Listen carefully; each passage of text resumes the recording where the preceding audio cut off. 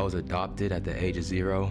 My birth mom gave me up for adoption immediately, and then my family took me in, and then they were from Spokane, so then we moved to Spokane.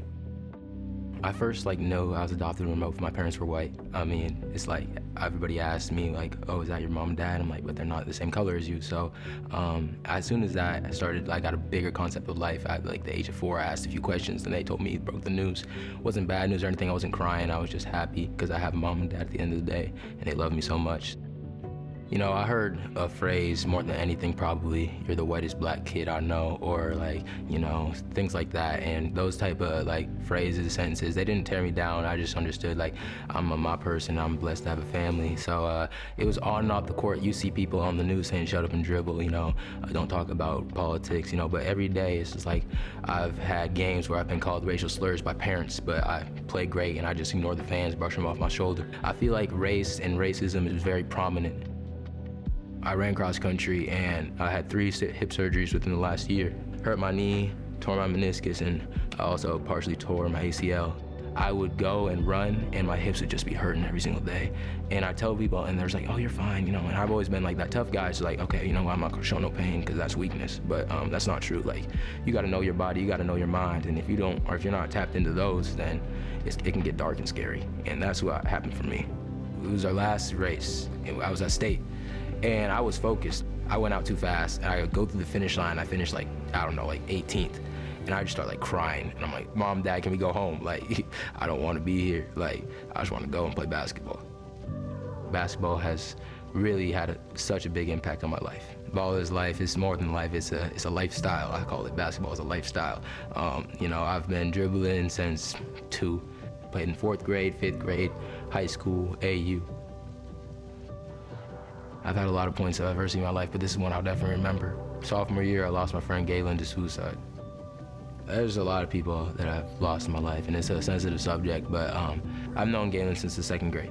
His sister, Evelyn, played soccer with my sister's 80 when they were really young. I think me and Galen would just, play to the side, play baseball. We used to go on hikes, man. That's deep at his heart. I didn't understand, what was really happening. I was in college last year from Western Washington University. I played basketball there for 1 year, and this team was very successful. I mean, we came off a championship. We were a 7 seed. COVID, everything got precautioned, everything got condensed. The whole athletic program gets shut down. So that's 2 weeks without basketball. You're in your room, you're just not supposed to do anything. You're isolated and doing homework. And I'm just man, I'm a very social person. I'm a leader. I have to be around a lot of people. And that definitely changed my habits, changed how I went about my day. I developed bad habits, waking up at 10 a.m. This is probably one of the moments in my life where I felt like I was alone.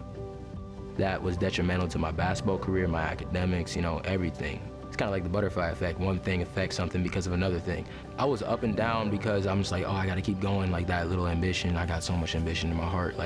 It was kind of fading away. It's just I had no motivation. When you're isolated, you feel alone. There were times when I'd stay just a day in my room, literally a whole day in my room, where I'm just man, I don't know if what I'm doing is right. And there was no way to improve my mental healthness. There was no opportunity for me to be oh, now there's a lot of people, now I'm gonna be good. I had to go through that a whole year and keep on fighting and keep on running. You cannot have any doubt in your life. You can't have any disbelief, or you cannot have any denial, because if you have any of that, then that pressure is gonna overbear you, and that's gonna be a fault to what you are trying to do at the end of the day. My great-grandma, she lived to be 99, I believe. So very old, above her 90s for sure. And she would tell me something every single day, even times when she wouldn't even be able to get a word out of her mouth. She'd say 5 words to me: I'm so proud of you. And that's something that had a very large impact on my life.